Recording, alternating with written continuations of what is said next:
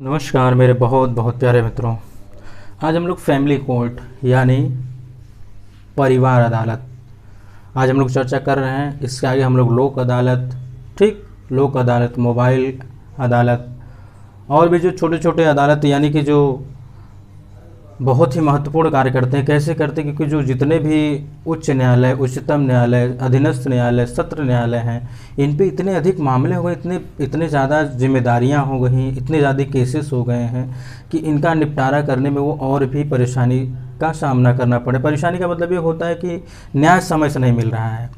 अधिक अगर मामले हो जाते तो न्याय समय से नहीं मिलता है, तो इस जो बोझ होता है, जो केसेस ज़्यादा हो जाते हैं, उसी को अलग अलग डिवीज़न में डिवाइड करके और उसके साथ क्या किया जाता है, उसके लिए एक अलग से कोर्ट की व्यवस्था की जाती है। एक अलग कोर्ट की व्यवस्था करने से फ़ायदा ये होगा कि जैसे कि कोई संवेदनशील मुद्दे होते हैं, अगर मान लीजिए कोई वैवाहिक संबंध से किसी परिवार से संबंधित अगर कोई मामला चला जाए सुप्रीम कोर्ट या हाई कोर्ट में, तो बहुत ही समय लग जाएंगे, उसका डिसीजन आने में बहुत ही समय लग जाएंगे। तो इससे फ़र्क क्या पड़ेगा, प्रभाव क्या पड़ेगा और नुकसान क्या पड़ेगा? इससे हमारी पूरी की पूरी अर्थव्यवस्था ही गड़बड़ हो जाएगी। पूरा अर्थव्यवस्था गड़बड़ कैसे होगा, इसके बारे में आप समझिए कि अगर कोई भी केस गया, हाई कोर्ट में गया, मान लीजिए उच्च न्यायालय में गया, उसने क्या किया, समय से डिसीजन नहीं दिया, तो दो परिवार यानी जो वैवाहिक संबंध था, यानी जो विवाह हुए थे, जो दंपति थे, वो लोग जब तक उसका डिसीजन नहीं है तब तक वो कहीं और विवाह नहीं कर सकते। और उसके साथ साथ अगर मान लीजिए कोई दोनों में कोई एक व्यक्ति या दोनों व्यक्ति अगर कोई जॉब में है, गवर्नमेंट जॉब में है, तो क्या कर पाएंगे, वो जॉब ढंग से नहीं कर पाएंगे। जब जॉब ढंग से नहीं कर पाएंगे तो उनके पास इनकम नहीं आएगी और उनकी जो है व्यय जो है उतना ही रहेगा। आखिर दिन पर दिन क्या हो जाएंगे, वो गरीब होते जाएंगे, परेशानियों का सामना करेंगे, समस्याओं का सामना करेंगे। अंततोगत्वा क्या होगा, वो डिमांड करना बंद कर देंगे जब उनके पास धन की कमी हो जाएगी, मुद्रा की कमी हो जाएगी, कैपिटल की कमी हो जाएगी। ठीक, तो ओवरऑल देखा जाए, अगर कोई भी अर्थव्यवस्था हो, वो प्रायः डिमांड और सप्लाई के सिद्धांत पर ही कार्य करती है, ये आप लोगों को पता होगा।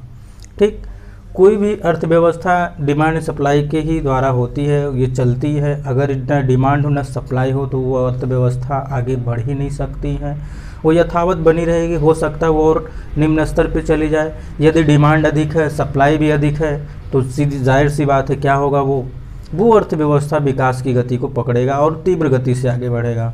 तो जो मैंने अभी कहा कि ये कोर्ट क्यों लाए जाते हैं, छोटे छोटे न्यायालय क्यों लाए जाते हैं, ये अदालत क्यों लाए जाते हैं, ये क्या होता है, आपसी समझ और एक दूसरे को समझाने के लिए पहले प्रयास किया जाता है। इसमें क्या होता है, परिवार न्यायालय यानी परिवार न्यायालय क्या होता है, परिवार न्यायालय यही होता है कि जिसमें तलाक से संबंधित विवाह हुआ तो किसी से, लेकिन उसको क्या कर दिए, शून्य घोषित कर दें कि नहीं, ये विवाह जो है लीगल नहीं, अवैध है। ठीक, और क्या होता है, मान लीजिए दंपति हों, दंपति का मतलब पुरुष और महिला जिसका विवाह हुआ है, इन दोनों की संपत्ति से संबंधित होता है। कभी कभी मामला आ जाता है, कभी कभी ऐसा आ जाता है जो नाबालिग बच्चे होते हैं, इन दोनों से जो जन्म लिए हुए नाबालिग बच्चे रहते हैं, अब उनकी समस्या होती है कि उनका देखभाल कौन करे।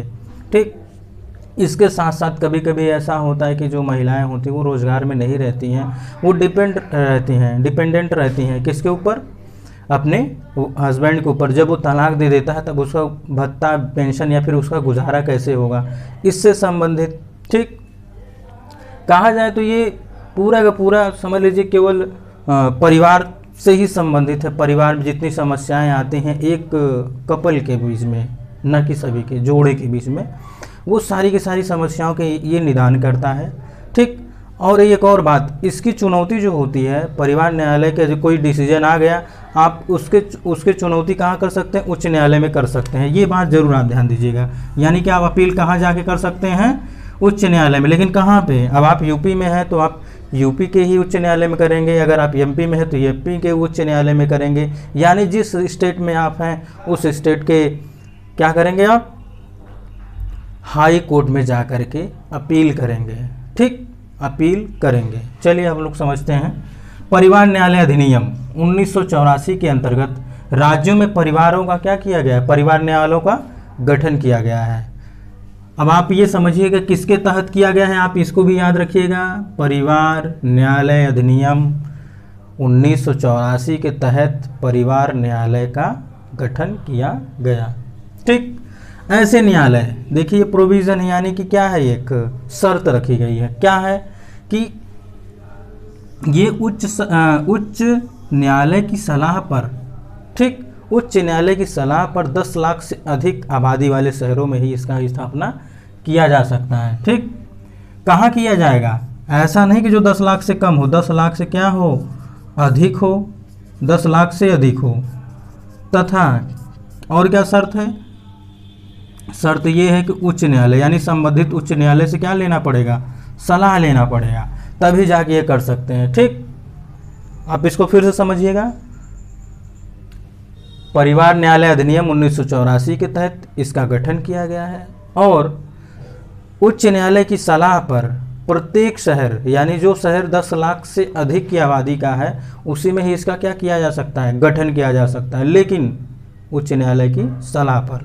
ठीक, और उच्च न्यायालय कौन सा है, संबंधित उच्च न्यायालय, ये नहीं कि आप कहें किसी और राज्य में जो है स्थापना करना चाह रहे हैं और किसी और राज्य के उच्च न्यायालय से क्या कर रहे हैं, सलाह ले रहे हैं, तो भी ठीक नहीं है। ठीक, यहाँ देखिए इसका मुख्य कार्य क्या है, अभी मैंने कहा विवाह को शून्य घोषित करना, कानूनी अलगाव यानी एक दूसरे से अलग हो जाना।